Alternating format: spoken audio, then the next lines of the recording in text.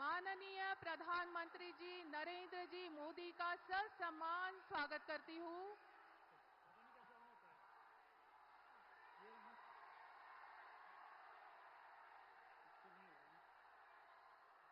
सुस्वागतम सुस्वागतम शुभ स्वागतम।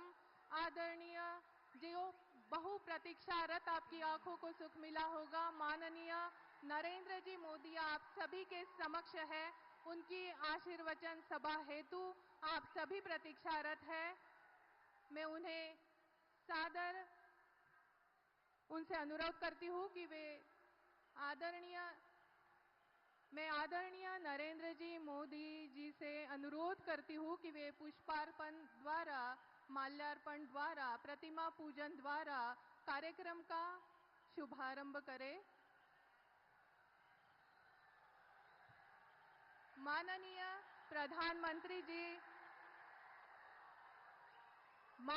प्रधानमंत्री जी का आगमन हो चुका है। मैं उनसे सविनय विनम्रता से अनुरोध करती हूँ कि वे माल्यार्पण प्रतिमा पूजन द्वारा कार्यक्रम का शुभारंभ करें। माननीय नरेंद्र जी मोदी सर।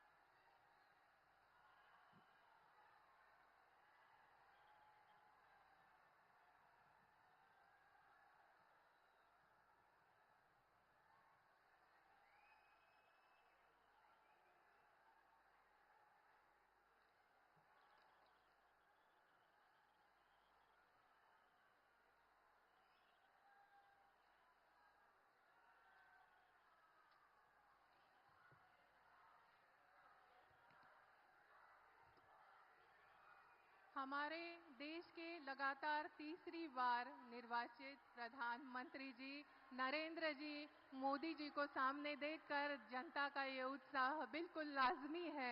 मैं उनका ससम्मान अकोला नगरी में हार्दिक हार्दिक स्वागत करती हूँ। अतिथि देवो भव की परंपरा का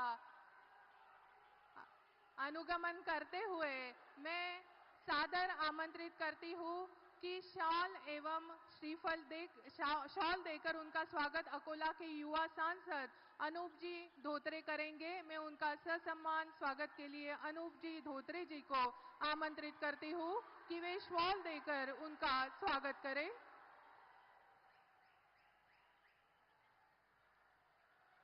सभी जानते हैं कि अनूप जी धोत्रे हमारे अकोला के युवा लोकप्रिय सांसद है।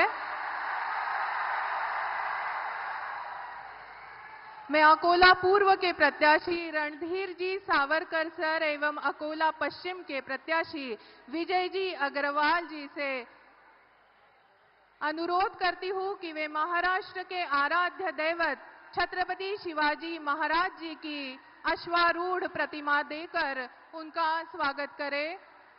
आदरणीय प्रधानमंत्री नरेंद्र जी मोदी जी का स्वागत हो रहा है छत्रपति शिवाजी महाराज जी की अश्वारूढ़ प्रतिमा देकर।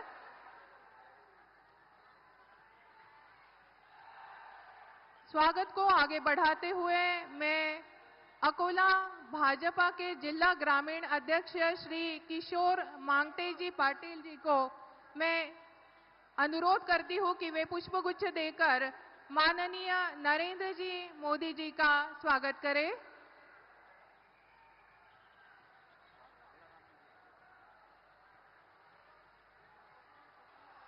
आगे के स्वागत के लिए मैं आमंत्रित करती हूं भारतीय जनता पार्टी के सभी पदाधिकारियों को कि वे माननीय प्रधानमंत्री श्री मोदी जी का पुष्पहार से स्वागत करें। पुष्पहार से स्वागत किया जा रहा है माननीय मोदी जी का। सभी से विनम्र अनुरोध है कि करतल ध्वनि से इस स्वागत में शामिल हो। अकोला की जनता करतल ध्वनि से इस स्वागत में शामिल हो।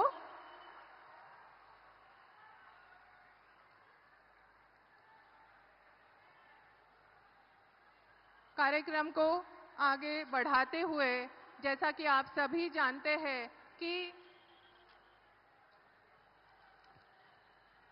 कर्मठ, समर्पित और दृढ़ निश्चयी श्री नरेंद्र जी मोदी 100 करोड़ भारतीयों के सपनों और आकांक्षाओं के लिए आशा की एक किरण बनकर आए हैं और विकास पर उनकी पैनी नजर और परिणाम हासिल करने की उनकी प्रामाणिक क्षमता ने उन्हें भारत के सबसे लोकप्रिय नेताओं में से एक बनाया है।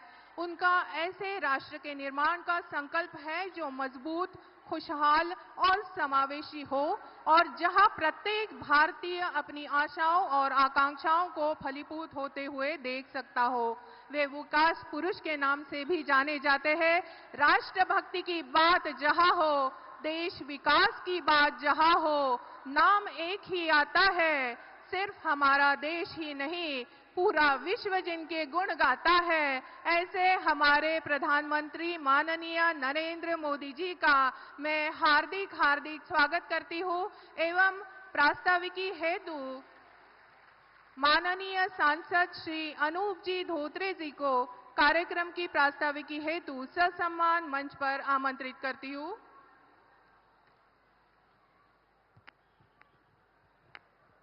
छत्रपति शिवाजी महाराज की जय श्री राम।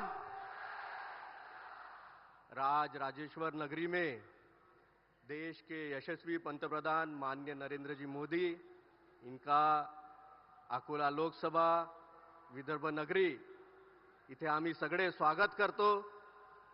माननीय मोदी जी, 2019 में आपने भारत में, महाराष्ट्र में हमें आदेश दिया था कि आपको बीजेपी की सरकार लानी है और तभी पांचों के पांच विधायक भारतीय जनता पार्टी महायुति के चुन के आए थे। आज सभी लोग 15 विधायक आपका आशीर्वाद लेने यहां आए हैं। विकास का एक गतिमान रथ जो आपने हमें दिया है वो चल रहा है। केंद्र सरकारच्या अनेक चांगल्या योजना, ज्यामध्ये कापसाच्या शेतकऱ्यांसाठी अकोला जिल्ह्याकरिता 50,000 हेक्टरमध्ये पाऊस असो, महापूर असो, याच्यामध्ये चांगलं उत्पन्न होईल याकरिता हेक्टरी 18,000 रुपये अनुदान हे आपल्या जिल्ह्याकरिता माननीय मोदीजी यांच्या सरकारच्या माध्यमातून, टेक्सटाईल मिनिस्ट्रीच्या माध्यमातून जाहीर करण्यात आलेला आहे। शिंदे सरकार माननीय देवेंद्रजी फडणवीस यांच्या माध्यमातून शेतकऱ्यांना कर्जमुक्तीची योजना ही आपल्या सरकारने जाहीर केलेली आहे। माननीय मोदी जी, आपने कुसुम योजना लाई, इसी योजना को समझकर किसानों को दिन में बिजली मिले, इसके लिए जो सबस्टेशन एग्रीकल्चर से जुड़े हैं, इन सभी सबस्टेशन को सोलार के माध्यम से किसान को दिन में बिजली मिले, इसका प्रोग्राम चल रहा है।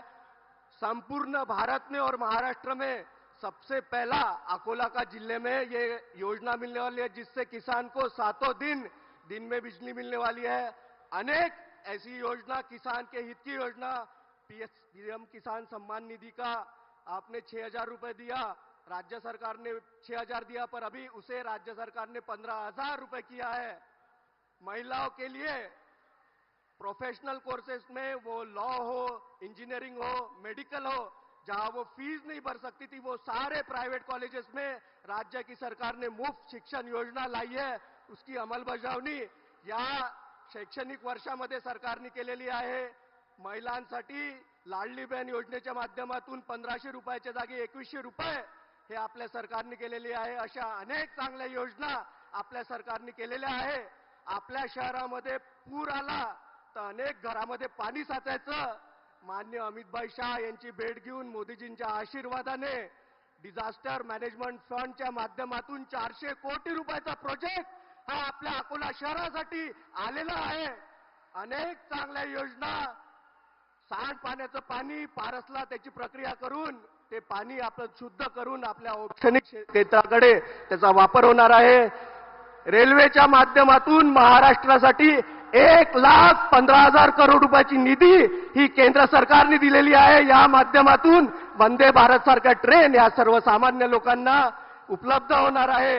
अमृत भारत योजना के माध्यम से हमारे स्टेशन को आपने 300 करोड़ रुपए दिए।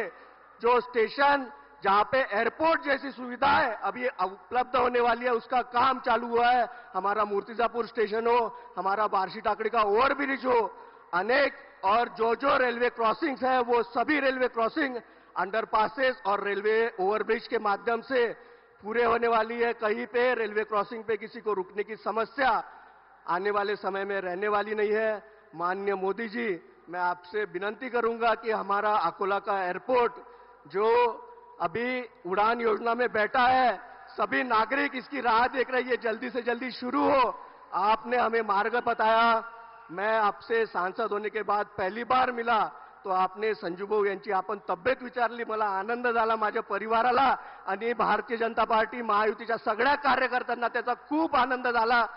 आपके आशीर्वाद, जो आपने 10 साल में विकास किया, वो विकास हम आने वाले 5 महायुति के विधायक, आपल्या विदर्भातील सगळे आमदार आणि महाराष्ट्रातील सगळे आमदार सरकार यांच्या माध्यमातून जास्तीत जास्त केंद्राचा निधी आणून आपल्या महाराष्ट्राला चांगल्यात चांगला प्रगतिशील राज्य करू, 1 नंबरचा राज्य करू, एवढे आपल्या सगळ्यांना माननीय मोदीजी यांच्याकडून आशीर्वाद मागतो। जय हिंद, जय महाराष्ट्र।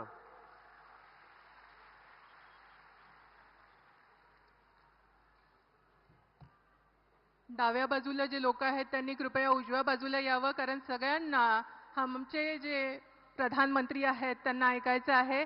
आप सभी की प्रतीक्षा अभी खत्म होने वाली है, इसलिए जो लोग खड़े हैं कृपया वो आराम से आके बैठ जाए और आराम से हमें आदरणीय हमारे प्रधानमंत्री जी को सुनना है। अपने मन में एक लक्ष्य लिए, मंजिल अपनी प्रत्यक्ष लिए, हम तोड़ रहे हैं जंजीरें, हम बदल रहे हैं तस्वीरें। यह नवयुग है, नव भारत है, खुद लिखेंगे अपनी तकदीरें। हम निकल पड़े हैं प्रण करके, अपना तन मन अर्पण करके। जिद है एक सूर्य उगाना है, अंबर से ऊंचा जाना है, एक भारत नया बनाना है, एक भारत नया बनाना है। इस कविता के हर शब्द को साक्षात जीने वाले अपनी कर्मठता, प्रतिबद्धता, मेहनत और लगन से विश्व पटल पर भारत को एक मजबूत एवं बलशाली राष्ट्र के रूप में पहचान दिलाने वाले लोकप्रिय जननेता के रूप में लगातार तीसरी बार भारत के प्रधानमंत्री पद पर आसीन होने वाले सम्माननीय हमारे देश के प्रधानमंत्री जी श्री नरेंद्र जी मोदी जी को मैं ससम्मान उनके विचार प्रकट करने हेतु मंच पर आमंत्रित करती हूँ। कृपया लोग सब यहाँ पे आ जाए, बाई ओर के लोग दाई ओर आ जाए, बाई ओर के लोग दाई ओर आ जाए। भारत माता की, भारत माता की, भारत माता की जय भवानी, जय भवानी। अकोल्यातील माझ्या सर्व बंधू आणि भगिनींना माझा नमस्कार। भगवान राजराजेश्वर बरसी टाकलीची कालिका देवी, अकोटचे नंदिकेश्वर, बालापूरची बालादेवी, पातूरची रेणुका देवी, काटे पूर्णाची ढगादेवी यांना मी कोटी कोटी वंदन करतो।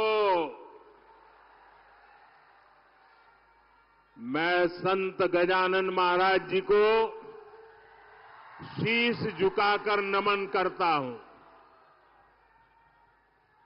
विदर्भ का आशीर्वाद हमेशा मेरे लिए खास रहा है। अब एक बार फिर मैं विधानसभा चुनाव में महायुति के लिए आपसे आशीर्वाद मांगने आया हूं।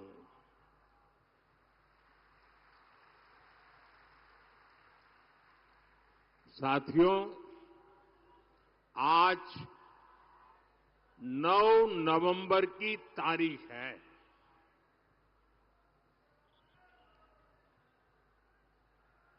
और ये 9 नवंबर की तारीख बहुत ही ऐतिहासिक तारीख है।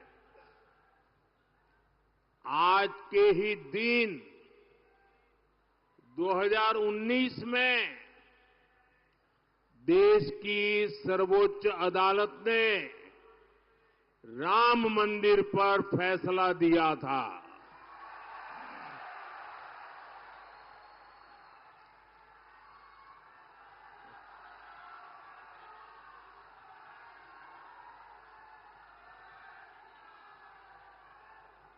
नौ नवंबर की ये तारीख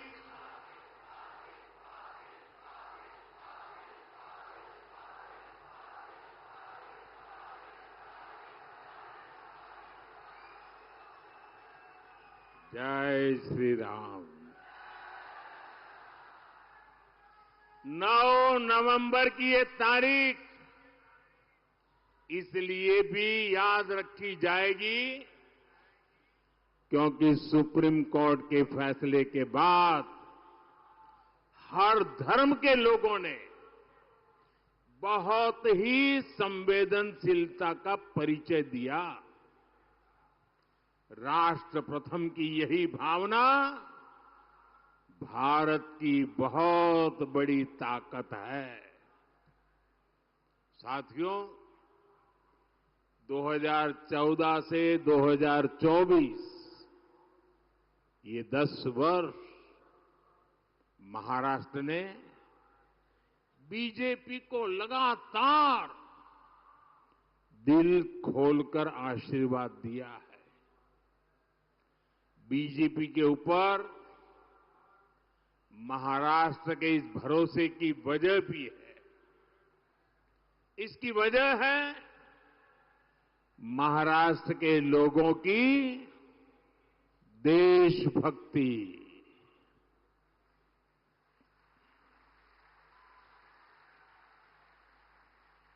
और महाराष्ट्र के लोगों की राजनीतिक समझ और महाराष्ट्र के लोगों की दूरदृष्टि। इसलिए महाराष्ट्र की सेवा का मेरे लिए सुख ही कुछ अलग है। अभी केंद्र में हमारी सरकार को 5 महीने ही हुए हैं। इन 5 महीनों में लाखों करोड़ रुपए की परियोजनाएं शुरू की गई है। इसमें बड़ी संख्या में महाराष्ट्र से जुड़े इंफ्रास्ट्रक्चर प्रोजेक्ट भी हैं। मैंने अभी कुछ ही समय पहले जिस वाढवण पोर्ट की आधारशिला रखी है, अकेले उसकी लागत ही करीब करीब 80,000 करोड़ रुपए है। और महाराष्ट्र में बनने वाला ये पोर्ट हिंदुस्तान का सबसे बड़ा पोर्ट बनने वाला है।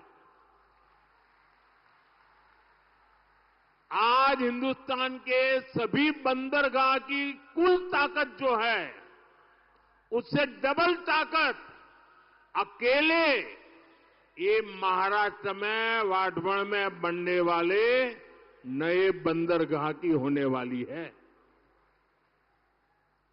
पिछले 2 कार्यकाल में मोदी ने गरीबों को 4 करोड़ पक्के घर बनाकर दिए हैं। आप बताएंगे कितने? कितने? जरा जोर से बोलिए। ये 4 करोड़ घर आंकड़ा बहुत बड़ा है। इतना ही नहीं, उस समय जो लक्ष्य था वो पूरा कर दिया, लेकिन बाद में कुछ राज्यों ने, मुख्यमंत्रियों ने चिट्ठी लिखी कि परिवार बड़े हो रहे हैं, नए लोग परिवार के अलग अलग घरों में रहने जा रहे हैं। हमारे इलाके में कुछ और घरों की जरूरत है। हमने ये बात मान करके अब गरीबों के लिए 3 करोड़ नए घर बनाने शुरुआत कर दी है। और इससे महाराष्ट्र के भी लाखों गरीबों को पक्के घर का सपना पूरा होगा। अब आप मुझे बताइए, ये जिन लोगों को पक्के घर मिल रहे हैं वो आशीर्वाद देंगे कि नहीं देंगे? जरा बोलिए ना, आशीर्वाद देंगे कि नहीं देंगे? ये पवित्र काम करने से पुण्य मिलता है कि नहीं मिलता है? ये पुण्य किसको मिलेगा? ये पुण्य किसको मिलेगा? अरे पूरी ताकत से बताओ भाई, पुण्य किसको मिलेगा? मोदी को नहीं, ये पुण्य आपको मिलेगा, क्योंकि आपके एक वोट ने मोदी को गरीबों के लिए घर बनाने का मौका दिया है। और इसलिए पुण्य के अधिकारी आप हैं। अच्छा, मेरा एक काम करोगे? अकोला के लोग जरा पूरी ताकत से बताओ, मेरा एक काम करोगे? शाबाश, बड़ा जोर है भाई। अच्छा, एक काम करना, अभी आप चुनाव में गांव-गांव जाएंगे, घर-घर जाएंगे, लोगों को मिलेंगे, और कहीं जाते हुए आपको नजर आए कि कोई परिवार अभी भी झोपड़ी में रह रहा है, कोई परिवार अभी भी कच्चे घर में रह रहा है, तो उसका नाम पता लिख करके मुझे भेज दीजिए और उसको बता दीजिए कि मोदी जी ने मुझे भेजा है, तुझे पक्का घर मिलेगा। ये वादा करके आओगे मेरी तरफ से? देखिए, मेरे लिए आप ही मोदी हैं, तो वादा कर दोगे? आप वादा करके आइए, मैं वादा पूरा कर दूंगा।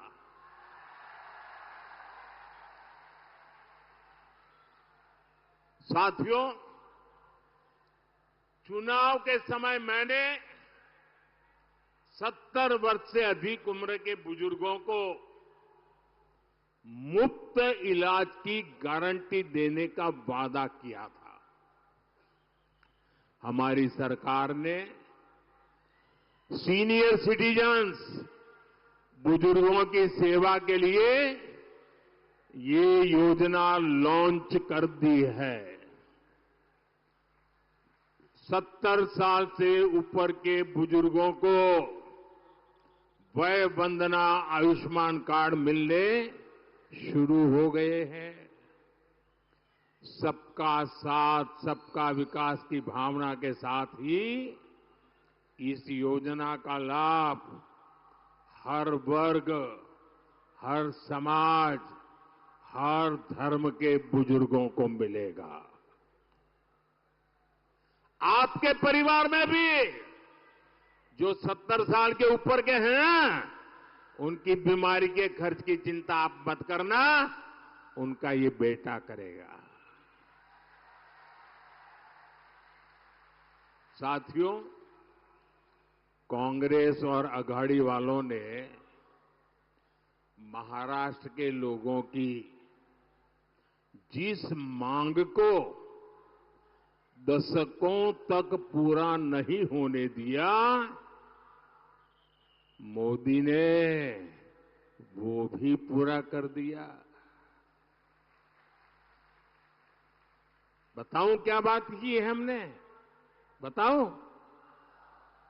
हमें मराठी को अभिजात भाषा का दर्जा देने का सौभाग्य मिला है। मराठी को वो सम्मान मिला है जिससे पूरे महाराष्ट्र का गौरव जुड़ा है। केंद्र में एनडीए सरकार तेज गति से चल रही है। उतनी ही तेज गति वाली महायुति सरकार मुझे फिर से यहां महाराष्ट्र में चाहिए। और इसलिए मैं आज आपके पास आशीर्वाद मांगने आया हूं। मिलेगा ना? पक्का मिलेगा ना?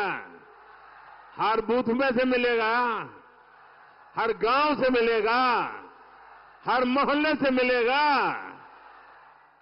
और इसलिए पूरे महाराष्ट्र में आज गूंज रहा है, भाजपा महायुति आहे तर गती आहे, महाराष्ट्राची प्रगती आहे।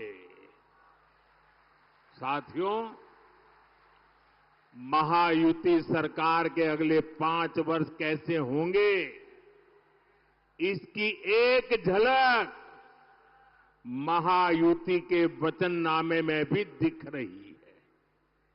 महिलाओं की सुरक्षा और महिलाओं के लिए अवसर,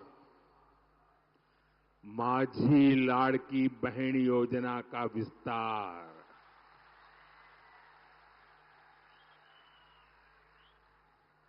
माझी लाडकी बहिणा इथे आली आहेत ना, युवाओं के लाखों रोजगार,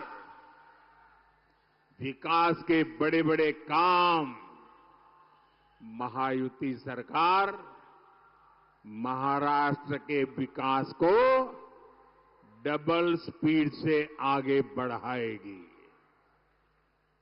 यानी स्वाभिमानी युवा, शिक्षण, रोजगार महायुतीचे सरकार करील स्वप्न साकार। साथियों, महायुति के घोषणा पत्र के बीच महाअगाड़ी वालों का घोटाला पत्र भी आया है।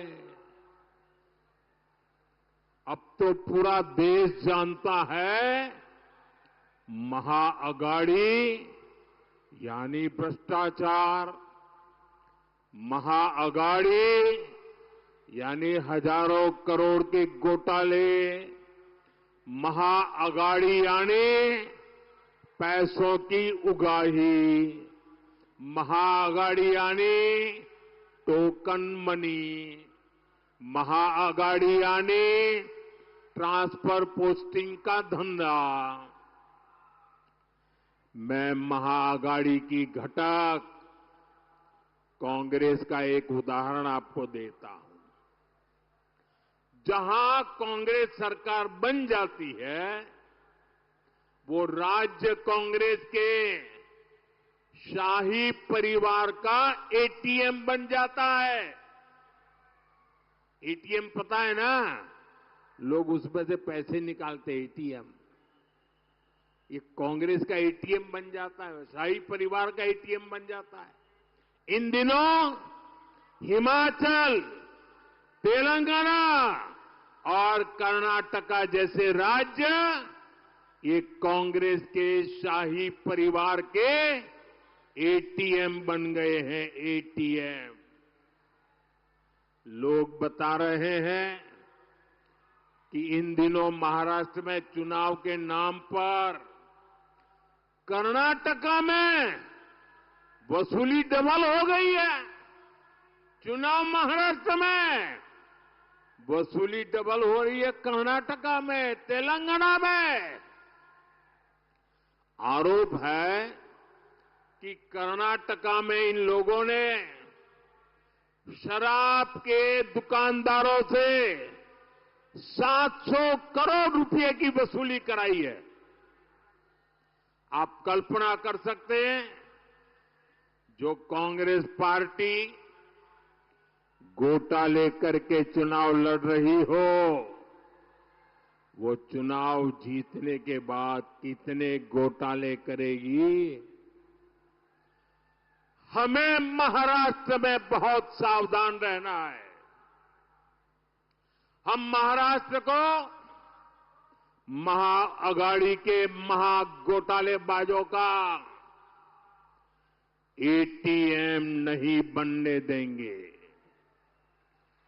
साथियों, हमारे अकोला को कपास के उत्पादन के लिए जाना जाता है। कपास टेक्सटाइल इंडस्ट्री का बहुत बड़ा आधार है, लेकिन हमारे कपास किसान को दशकों तक इन संभावनाओं का लाभ नहीं मिला। ये हालात अब बदल रहे हैं।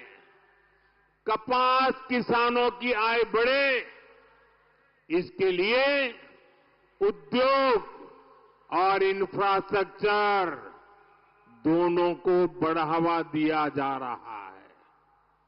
मैंने महाराष्ट्र में टेक्सटाइल पार्क का शिलान्यास किया है।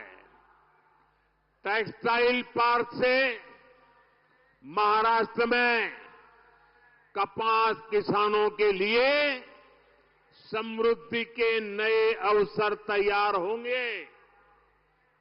भाई और बहनों, किसान की तकलीफों की जननी अगर कोई है तो वो कांग्रेस है। यहां कितने समय तक कांग्रेस की सरकारें रही। महाराष्ट्र और विदर्भ में पानी का संकट गहराता गया, लेकिन कांग्रेस और उसके साथियों की सरकारों ने क्या किया? वो आंख मूंदकर अपनी जेब भरने में लगे रहे। सिंचाई के जो प्रोजेक्ट देवेंद्र फडणवीस जी ने शुरू किए थे, अगाड़ी वालों ने उन पर भी ब्रेक लगा दिया। जब से महायुति सरकार महाराष्ट्र में आई है, सिंचाई से जुड़ी परियोजनाओं को फिर से गति मिली है।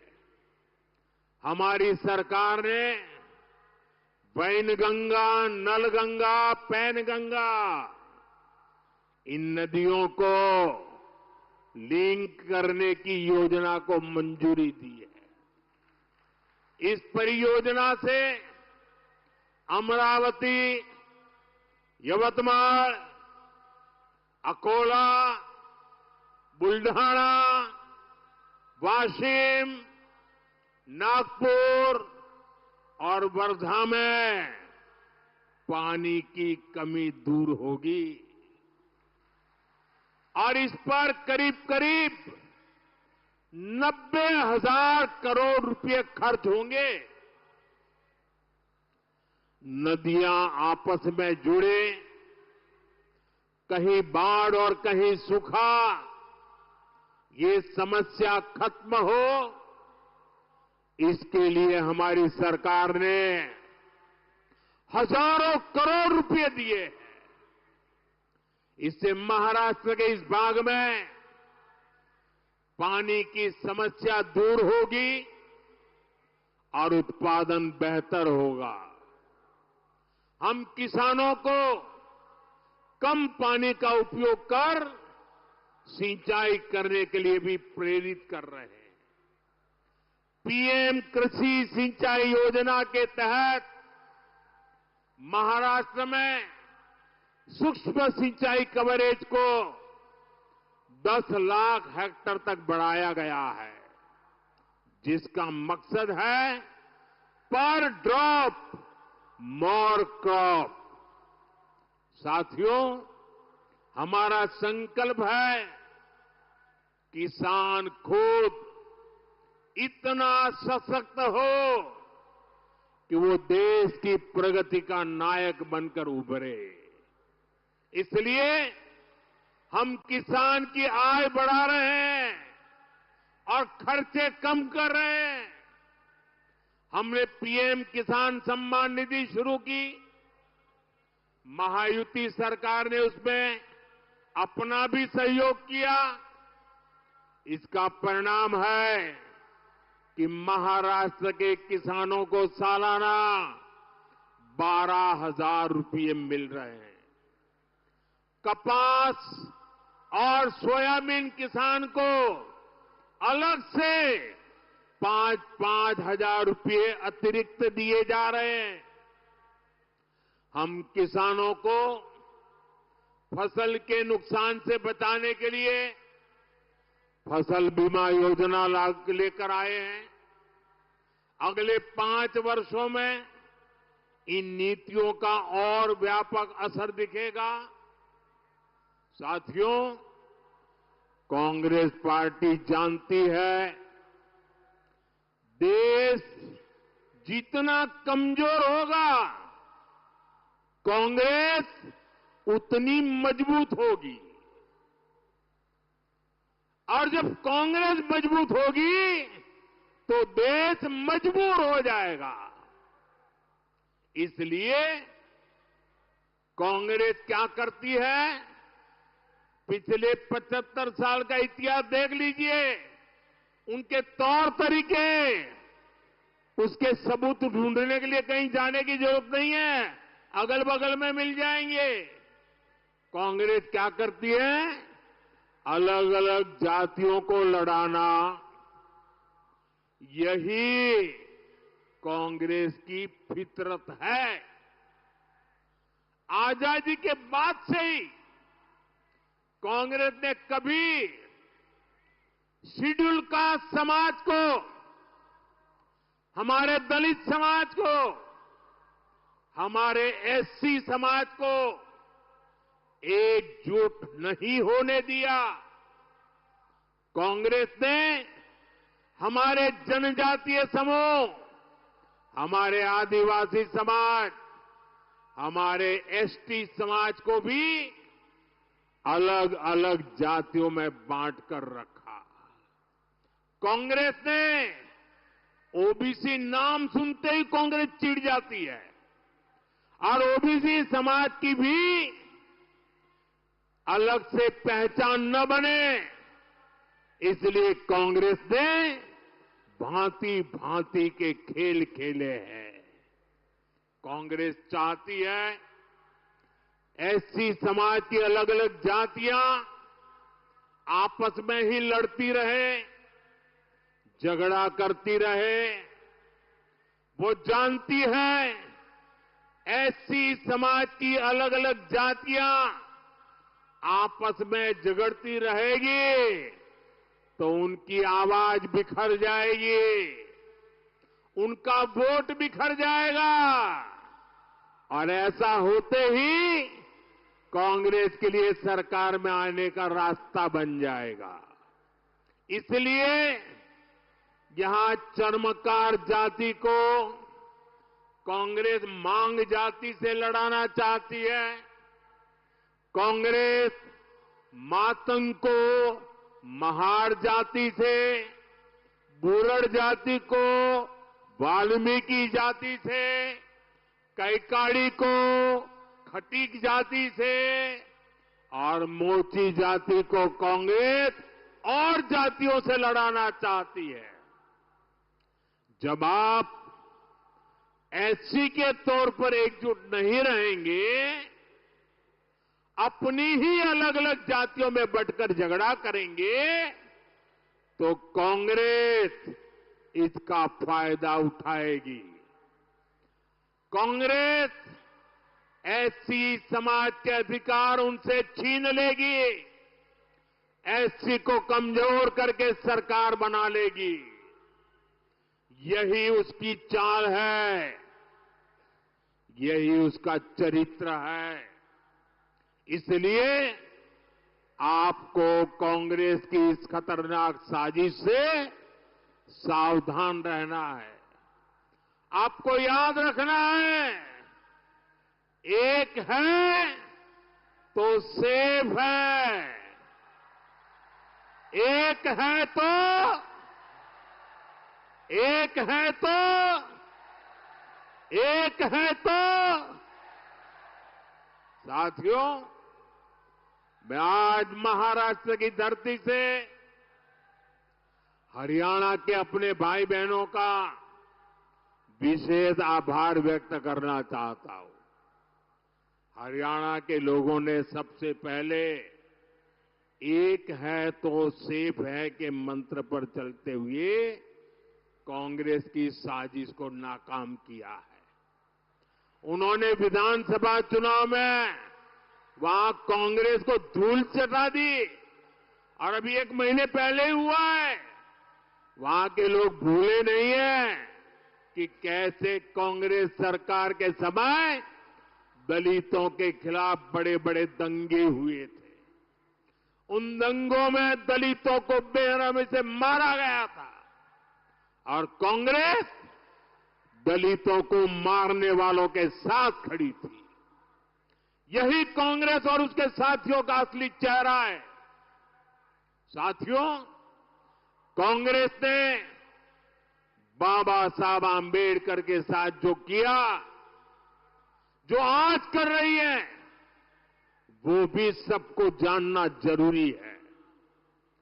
नेहरू जी से लेकर आज तक कांग्रेस के शीर्ष परिवार ने बाबा साहब आंबेडकर को बार बार अपमानित किया है। कांग्रेस के समय बाबा साहब आंबेडकर के किसी भी बड़े काम का श्रेय कभी भी बाबा साहब को देने नहीं दिया। आज देखिए, जो बड़े बड़े डैम हैं, बड़ी बड़ी नदी जल परियोजनाएं हैं, इसमें सबसे बड़ी भूमिका जब बाबा साहब केंद्र में मंत्री थे, बाबा साहब आंबेडकर की रही। लेकिन इसका श्रेय बाबा साहब को नहीं, कांग्रेस के एक परिवार ने हड़प लिया, उनके ही नाम सब कर दिया। देश के पहले कानून मंत्री के रूप में बाबा साहब आंबेडकर ने देश के लिए अनेकों बड़े निर्णय किए, लेकिन कांग्रेस ने ये श्रेय भी बाबा साहब को कभी नहीं दिया। कांग्रेस के लोग बाबा साहब से इसलिए भी नफरत करते हैं क्योंकि संविधान निर्माण का श्रेय बाबा साहब को जाता है। कांग्रेस ने छल कपट से चुनाव में बाबा साहब को हरवाया। देश के एक महान नेता की राजनीति खत्म कर दी। क्यों? क्योंकि बाबा साहब दलित मां के बेटे थे। बाबा साहब को भारत रत्न भी तब मिला जब केंद्र में बीजेपी के समर्थन से सरकार बनी। साथियों, मेरे लिए बाबा साहब आंबेडकर, उनकी नीतियां हमेशा प्रेरक रही है, सदा सर्वदा पूजनीय रही है। हमारी सरकार ने बाबा साहब के योगदान को देश दुनिया के सामने प्रखरता से रखा है। देश विदेश में बाबा साहब जहां जहां रहे, हमने उन उत्थानों को, उन सभी स्थानों को पंच तीर्थ के रूप में विकसित किया है। महू में उनका जन्म स्थान, नागपुर में दीक्षा भूमि, मुंबई की चैत्य भूमि, दिल्ली में जहां उन्होंने अपना अंतिम समय बिताया, और लंदन में आंबेडकर मेमोरियल होम, ये पंच तीर्थ आने वाली पीढ़ियों को प्रेरित करते रहेंगे। और साथियों, मैं आज अकोला की धरती से इस शाही परिवार को चुनौती देता हूं। 75 साल हो गए, उनकी 4 पीढ़ियों ने देश पर राज किया है, लेकिन इस परिवार ने अगर इन पंच तीर्थों की मुलाकात की हो, बाबा साहब को श्रद्धांजलि दी हो, तो जरा देश के सामने रखे। ये मोदी है जो पंच तीर्थ पर जाकर के बाबा साहब को नमन करके आया है। अरे दिल्ली में बाबा साहब के तीर्थ पर ये शाही परिवार का एक भी सदस्य अब तक गया नहीं है। ये इनके कारनामे है। इतना ही नहीं, देश अब दुनिया पूरी नई करेंसी में चली जा रही है। एक जमाना था चमड़े की नोटें हुआ करती थी, उसके पहले कभी पत्थर की हुआ करती थी, बाद में कभी तांबे की करेंसी होती थी, यानी अलग अलग प्रकार की होती थी। फिर कागज की करेंसी आई, अब डिजिटल करेंसी चल रही है, यूपीआई। अपने मोबाइल से पेमेंट लो, मोबाइल से पैसे दो। आपको मालूम है हमने इसका नाम क्या रखा है? ये मोदी है, जिसकी बाबा साहब के प्रति श्रद्धा है, इसलिए उस पूरी करेंसी का नाम भीम यूपीआई रखा गया है, भीम यूपीआई। और भविष्य में जब भी 100% डिजिटल ट्रांजैक्शन हो जाएगा ना, हर बच्चा हर दिन भीम यूपीआई को याद करेगा, बाबा साहब को याद करेगा। ये काम मोदी ने कर दिया है। साथियों, इन दिनों पूरा देश एक और संवेदनशील विषय को लेकर चिंतित है। जम्मू कश्मीर विधानसभा में कांग्रेस और उसके साथियों ने आर्टिकल 370 को फिर से बहाल करने का प्रस्ताव पास किया है। आप मुझे बताइए, मैं आपसे पूछना चाहता हूं, क्या इस देश में फिर से जम्मू कश्मीर में 370 लागू होनी चाहिए? पूरी ताकत से बोलिए ताकि कांग्रेस वालों के कान फट जाए। क्या फिर से 370 लागू होनी चाहिए? क्या 370 को लागू होने देंगे? तो ये कौन लोग हैं जो फिर से 370 को लागू करना चाहते हैं? अलगाववादी इसकी मांग करते हैं या नहीं करते हैं?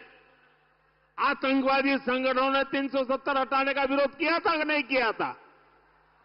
पाकिस्तान 370 का रोना रोता है या नहीं रोता है? जितनी भारत विरोधी ताकत है, सब पे सब 370 का समर्थन करते हैं।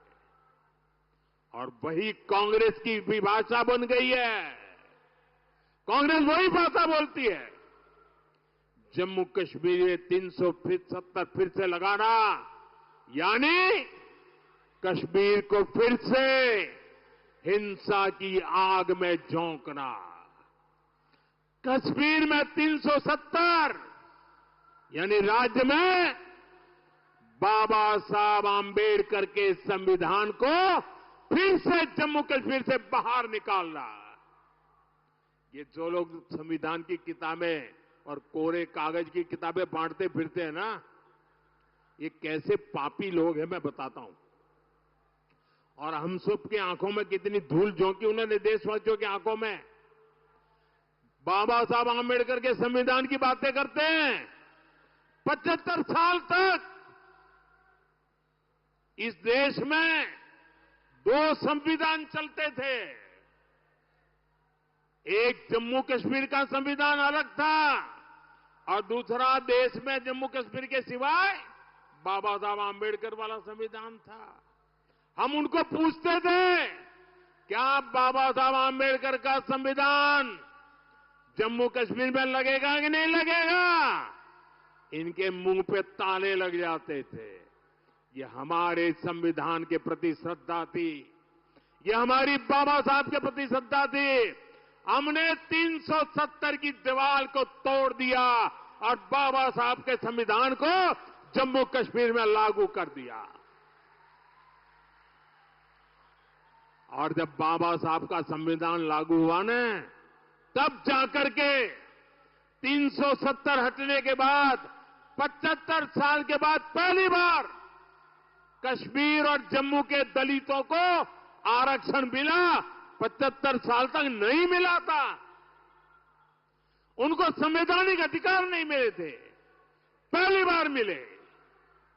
कांग्रेस फिर से कश्मीर को दशकों पीछे धकेलना चाहती। कांग्रेस जानती है इसी 370 की वजह से कश्मीरी हिंदुओं को अपना घर छोड़कर भागना पड़ा था।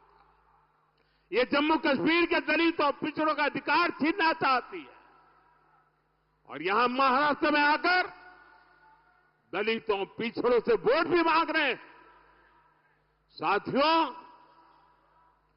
20 नवंबर को महाराष्ट्र के साथ साथ आपको देश के भी भविष्य को दिशा देने का मौका मिलेगा। आपको विकास को चुनना है, आपको शांति को समर्थन देना है, आपको सुरक्षा को चुनना है। मेरा आग्रह है, आप महायुति के सभी उम्मीदवारों को भारी बहुमत से जिताइए। हम मिलकर समृद्ध महाराष्ट्र और विकसित भारत का सपना पूरा करेंगे।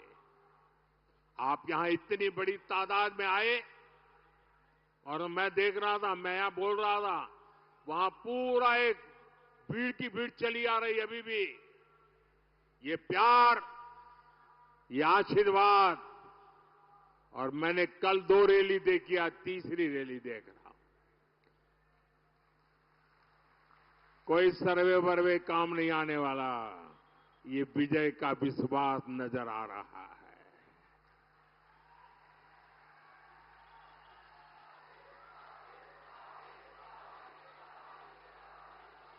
आप यहां इतनी बड़ी संख्या में हम सबको आशीर्वाद देने आए, इसलिए मैं आपका आभारी हूं। जो विधानसभा का चुनाव लड़ रहे हैं, ऐसे सभी उम्मीदवार जरा आगे आ जाएं। जो इस चुनाव में असेंबली का चुनाव लड़ रहे हैं, वो सभी साथी जरा आगे आ जाएं। सब आगे आ जाए जो चुनाव लड़ रहे हैं। इस जिले में लड़ते हो, किसी और जिले में लड़ते हो, जो भी लड़ते हो, मैं जरा आपके पास आता हूं। उसके बाद आप सबको मेरा बहुत बहुत धन्यवाद। बोलिए भारत माता की, भारत माता की।